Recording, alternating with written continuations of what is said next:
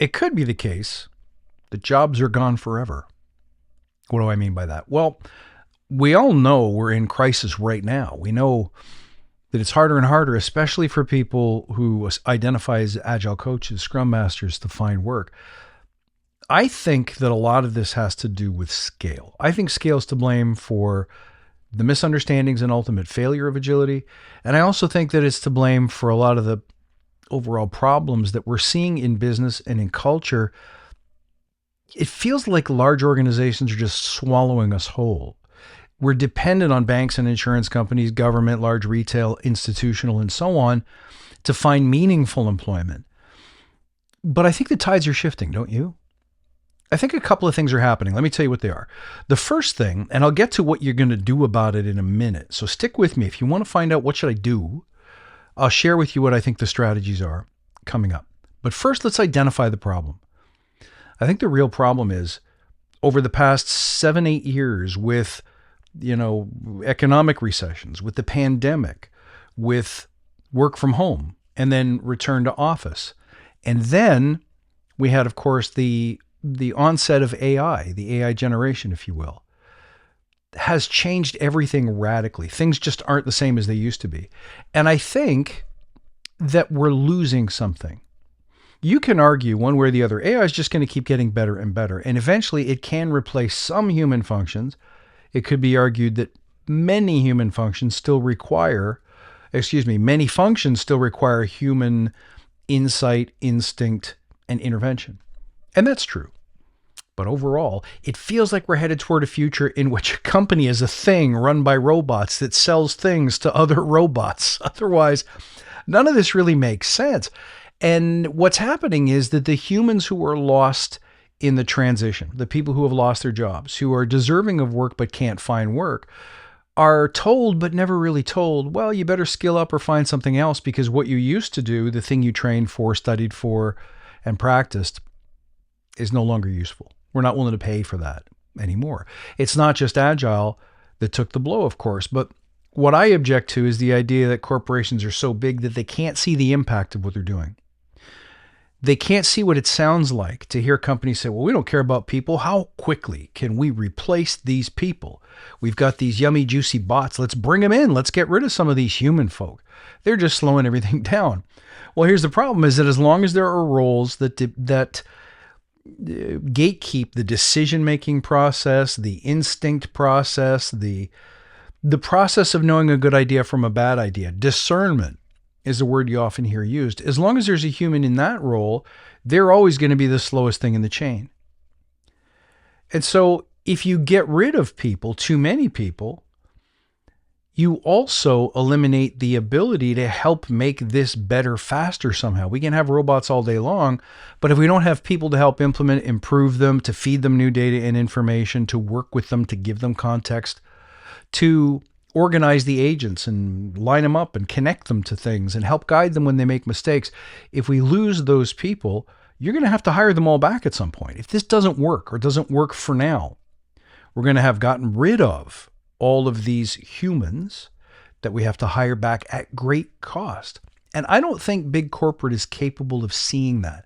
When I speak to large corporations, very, very large ones, it's almost as if there's an inability or an unwillingness to see what's really happening beyond the next quarter. I think that's by design. I think that the shareholder revolution that started, some say, with Jack Welch, but certainly 20, 25, 30 years ago, the most important thing became, what are we doing this quarter? Not 5 years out, those things. There's plans for that. There's words, there's the things that we say about what we're going to do a year from now, 5 years from now, but really the most important thing where we place our most important, precious focus is on what are we going to show shareholders in the next 90 days. That causes problems for obvious reasons. And the outcome, what this is doing, is it's creating an environment where, now it's not even a joke or a horror story to say my kids probably won't be able to afford a home. That wasn't true when I was growing up. It was like, if you work hard, if you have a job, you deserve a home, you'll be able to buy a home. Now it's like, maybe not. Maybe you have to share one, or maybe you have to live in a container. That's new. And I don't know if organizations realize the extent to which, when the industry of, in this case, real estate or homes is constantly gimme, gimme, gimme, grab some, get more, more, more, more, creates a burst in cost that goes like this while wages stay relatively steady and go like this. When a person's wages can't keep up with the cost of living or with inflation, that creates a problem that's not sustainable. People are not just going to sit back and take that forever. Eventually, people will rise up and demand change, or they'll engineer it on their own. Same thing with remote work. We learned through the pandemic that, wait a second, unless I'm driving a delivery truck, I don't have to be in the office. Unless I'm working on a factory floor, I don't need to be there in person. So what that creates is an environment where people are like, well, if I can do this from home, let's go do it from home. But when people start calling me back, the question that lingers is why? What is it that you think about my work? Because there's no real data that proves beyond a shadow of a doubt that people are less productive in the aggregate when they're working from home than when they're working at the office. So then it becomes more of a, well, we're just not comfortable with it. We just want to know what you're doing. We want to know what you're up to. Next thing you know, Teams has got a feature where it will tell on you if you're not sitting in front of your camera while you're on a meeting. That to me is a control issue. And I don't know that organizations understand that, understand the impact that they're having, understand how that affects regular folks, the kind of desperation that it creates. All we know is there's homeless people living in tents, and we just want to sweep them away, clear them off so we don't have to look at them. That's not sustainable. But people will find a way. Well, you are people. So let me ask you this. Maybe it's the case that jobs, specifically the kind of centralized big corporate jobs that we've all come to rely on, senior technical analyst in charge of financial spreadsheets or whatever, those kind of ambiguous, relatively precise, and yet still custodial, somewhat menial roles, maybe they will disappear. But it may also create an ecosystem in which we realize, hey, if I have something of value, and this is where I want you to pay attention, if I have something of value to offer to people who need it and will pay for it, we have commerce, we have an exchange. I understand why large corporations need to be making billions of dollars, and next quarter they need to make $1 billion plus 2%, 5%, 10%. I get that. I don't need $1 billion. I'm comfortable serving people that I want to work with, teaching, showing, counseling, coaching, consulting in areas that are meaningful to me, the things that I want to teach. And I'll talk more about that in a minute. But for me, that's enough. I don't need to scale to hundreds of millions or even billions of dollars. If I can, wonderful, great. But I'm worried that I'll lose a bit of my soul in the process. I'm worried that I'm going to forget about every man and every woman and the people who just want to live in a home, raise their families, get an education, live their lives, and enjoy themselves a little bit along the way. So I wonder if we aren't seeing a little bit of a demarcation point where people who at least have enough courage, enough certainty to take something to market, to say, I am willing to test it and have it fail, aren't the future of work. I think they are. What do you think? I would love to hear your opinions and comments below. Is this a time where people realize we cannot count on big corporations anymore? They don't see me. When I apply for a job, my resume sits in a pile with thousands of others I'm never seen. Those same robots that are making decisions about who gets interviewed and who doesn't are also deciding who is a good fit without understanding the person on the other end of the line, or even the job requirement, the business outcome that person's supposed to help fulfill. And then don't even get me started on AI-based interviews. I think that's ridiculous. We're losing our humanity. We're losing our ability to understand and work with people locally in our community to build something that's sustainable, not just for the business. The business is not the only thing that needs to grow and sustain and survive. You do too. And so, like I said, people will rise and they will find a better way. And we don't need your permission. And we don't need your approval.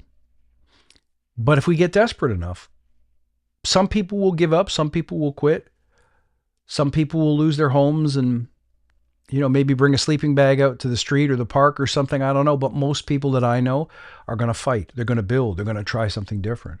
They will scratch and claw by all means necessary until they get their peace.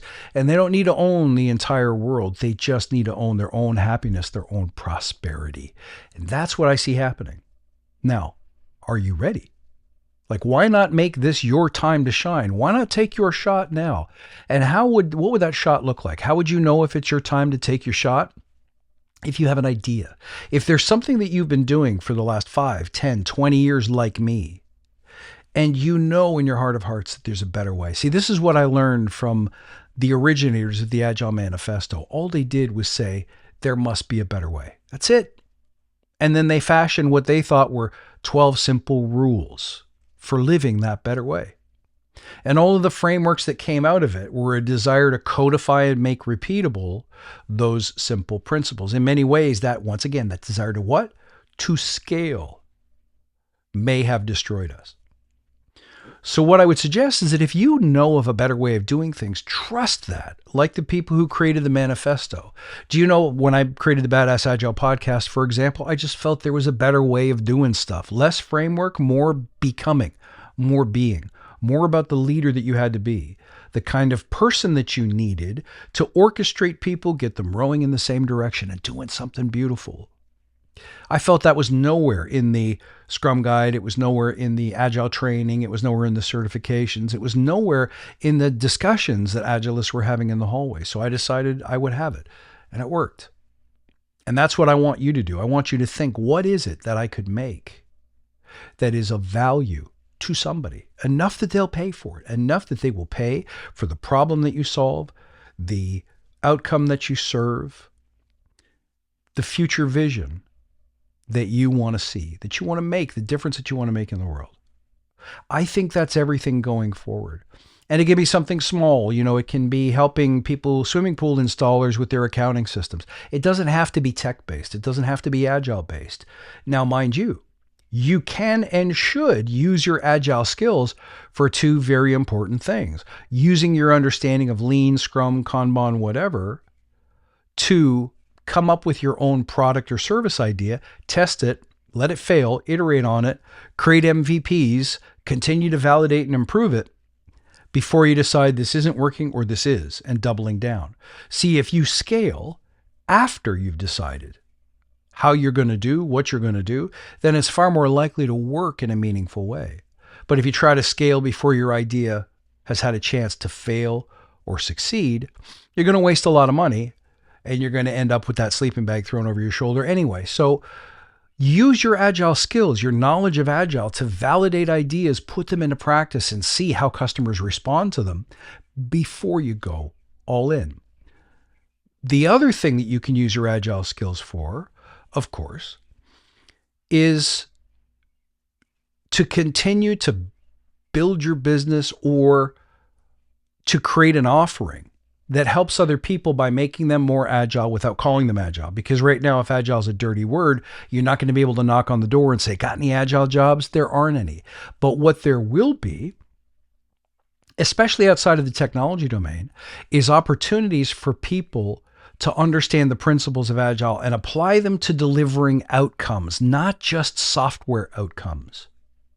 Got a new policy, got a new process, got a new procedure, you got a new product, if I didn't say that already, then I can help you deliver it more easily by bringing the most important parts, the relevant things that customers will pay for, will delight in. I can show you how to bring that to the public first to see if it's even worth building the rest of it, like teaching that or bringing that skill set to people who don't have it, people who are not in tech, people for whom this has not been their bread and butter for the past 2 decades. It's gold. There's a mint out there. There's nobody else really doing this. And that's where I'm focusing my attention today. And it's working by talking to companies, not just on the tech side, and frankly, not using the word agile, but rather accelerating outcomes or enabling innovation. I see that everywhere. There's 2 things that people want. They want better product. Be nice if it was more quickly or more cost efficient, but that's secondary. They want better quality product that customers will pay for, that excites an audience or a target or a community. And they want to do that with a minimum of burning people out, minimizing the expenses of getting that thing to market. What's wrong with that? Nothing is wrong with that. The other thing that people are asking for is help us innovate better, help us test and reject or accept and then evolve ideas based on whether or not they'll work, whether or not they'll be accepted and embraced by the customer community. You'd be surprised at how many people don't know how to incubate ideas and develop them in an agile way. They really need our help. So this could be a great time to take advantage of the skills that you have. Before it too becomes pedestrian and ubiquitous, we have a chance to bring those skills to market and help organizations not only transition to a more agile way of working, even if it has a different cover on it, but I say that with the appearance of AI, that the world is super not ready to move at AI pace. We were slow before. AI makes things faster, great. So you can pump out 10 times more spreadsheets, but if there's a bottleneck between those spreadsheets being done and then being signed off by a person before they're shipped back to a customer so that you can invoice them, then AI isn't going to help you go faster at all. And it will be no fault of AIs. It will be the fault of organizations that have scaled so big that they can't see where the bottlenecks in their chain is. That's where we come in. This is your time to shine. So what's stopping you from making that offer? What is stopping you from putting together a proposal, a bid, a concept, something that your customers could look at and say, I need help with that. That's exactly what I'm looking for. What is stopping you? And if you want to chase full-time employment with that proposal, go for it. If you'd rather chase your own contracts with that proposal, go for it. If you want to make that your business where you're offering proposals to multiple customers at the same time, go for it. Entrepreneurial, I don't care. It's all the same. It's all about making sure that you remain prosperous and fulfilled in the work that you do. And we do that not by trying to scale what we do all the time, but by bringing value to people who need it. It's a shift in how we look at things. And if we don't call it Agile or Scrum or whatever for a little while, so what? Call it lowercase agile. Same thing. People want to be more nimble, more reactive to the market. That's agile to me. So to my mind, the framework or the structure hasn't changed at all. It's how we talk about it, how we pitch it, how we offer it to the business community that matters. Now, you think of it that way, you could be offering agile services, market reactiveness to swimming pool installers, to a local restaurant chain, to the town's economic development center. You could be offering this to anybody. It doesn't always have to be the banks, the insurance companies, and so on. If you can get in with tech companies and startups, great. You'll learn pretty quickly who tends to want to spend money on the services we're talking about and who's not quite ready. So, what do? Well, the first thing is you should come up with an idea. I think that makes sense. So, before you do that, you may want to work on your belief that you can't do this, that this isn't for you, that this is strange and I should just go back to throwing my resumes on a pile. But you know what? That's not working for anybody. I don't know anybody who's told me recently that they applied for a job on LinkedIn and they got it. I hear they've been ghosted. They have been outbid or chosen. Somebody else was chosen. They were not first in line for the role.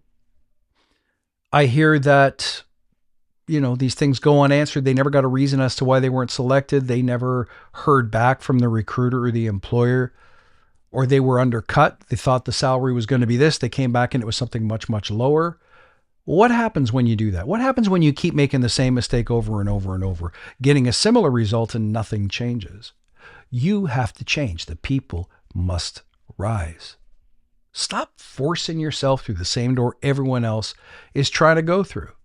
You wouldn't try to move 2 couches out of your front door at the same time, would you? No, you'd either have one person take the side door or you'd wait your turn. If you don't want to wait your turn, you better be going through the side door, because that lineup to squeeze through, like look at what's popular right now. Everyone's trying to change their agile title to project manager, product owner, product expert, something like that, or they're labeling themselves AI experts. But if in a population of 8 billion people, we have 6 billion of them saying they're AI experts, those people aren't going to get hired for AI jobs either.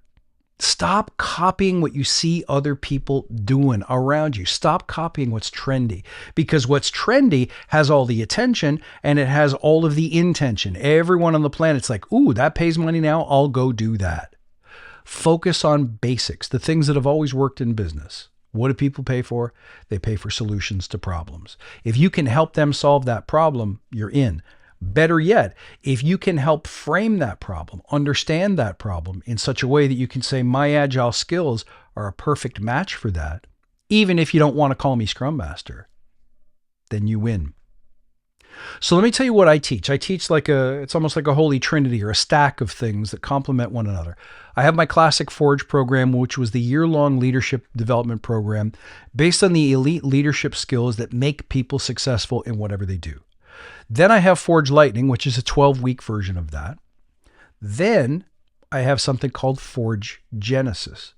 Forge Genesis is all about building those skills that are required to put yourself out there. So when you think about having to knock on doors to talk about your capabilities and your experiences, and that scares you because you don't feel competent in what we really call sales, marketing, getting attention, building and choosing and validating a product, selecting the offer, setting a price to that offer, working with contracts, making your own invoices. All of those things require skills that maybe you feel like you don't have. Well, you didn't have agile skill when you came out of the womb either. In fact, you didn't know how to walk or eat or any of those things. And look at you now. So all of those skills are attainable. Don't make that mistake.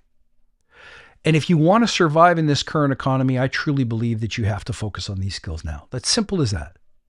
Because even if you don't want to be an entrepreneur, I know the other thing you don't want is to throw your resume on a pile where it never gets seen. It never gets chosen. Being out of work for 12 months, 18 months at a time. You don't want that. So which one do you hate more?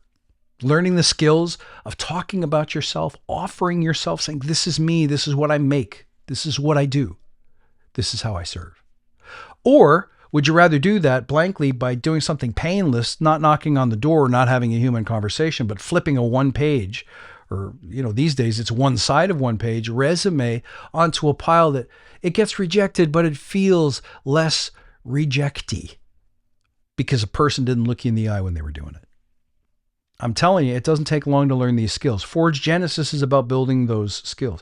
In fact, check in the notes below and see, there's a link there to a webinar I'm doing. It's $67 to learn how to take your ideas, formulate it into a product idea and an offer, validate it so you know you're not crazy, and then put it out to market and test it. I'll show you how to do what I do. I'll show you how to build what I've built. $67. If you want direct access to me, there's a VIP package. So you'll get, at the end of the session, you'll get to spend one-on-one time with me. In one-on-one or in a small group, you'll get personalized attention where I'll look at your actual idea. I'll give you some feedback. I'll help you groom it, clean it up, tighten it, and make it more impactful so that you increase your chances of being successful when you knock on your first door. I don't know anyone else who's teaching this skill to Agile Is, because the truth is this: the reason why you don't think you can or should do this is simple. It's because you were brought up probably in the technical part of an organization. You had your head down. You were a problem solver, but you were also logic and reason based. That's what coders and technologists tend to be. Now, all of a sudden, whoop, there's no immediate, easy home for you. And you're going to have to go and scratch and claw and grab. And what does that mean? It means knocking on doors, selling, packaging your offer, opening yourself up to rejection and failure. The crazy thing is we coach people on this all the time, and yet we're the ones who are least comfortable with actually doing it. So I'll show you that in Forge Genesis. But if you don't want to go right straight to Forge Genesis, see if there's an upcoming webinar. $67. I don't know anybody who can't take a $67 chance to improve their career and get excited about doing something that they were born to do. Look, if this doesn't sound like you, don't do it, because we're always going to need people who do those kinds of jobs, who make the human decisions, sign off on the spreadsheet, send it to the next place, or design things or make things beautiful. There will always be jobs to some extent. But if you're starting to feel like you're not in charge of your own destiny, maybe this is for you. The last thing in my little stable or pyramid of offerings is a new one coming out that has to do with your individual and unique voice. It's about starting a movement that's irresistible. In the same way that I built up Badass Agile, I created something that people listen to from 150 countries. And to be truthful, I didn't really have to sell that much. I had people coming to me saying, we love what you say. Can you help us do something similar here? Wouldn't that be great? That's what I want for you. I want a business and a life and a career that's easy to manage, that's not always begging and clawing and screaming. It doesn't have to be that way. So in that last offering, I'm going to be teaching you how to use your voice to create something really unique, to create a magnetic movement that other people can't ignore and can't resist. I hope you found this helpful. Drop a comment down below to let me know, where are you at? What's happening for you right now? Are you one of those people who feels displaced, who feels like the world has scaled in such a way that we're kind of forgotten, overlooked, not noticed? And it's not hard or natural for you to go and get that attention. If that's you, you're not alone. I've been there. That's where I came from. That's how I did it. And I'd love to share that with you. My friend, thank you for listening today. I hope you enjoyed this one. Come back for the next one. I'll see you soon.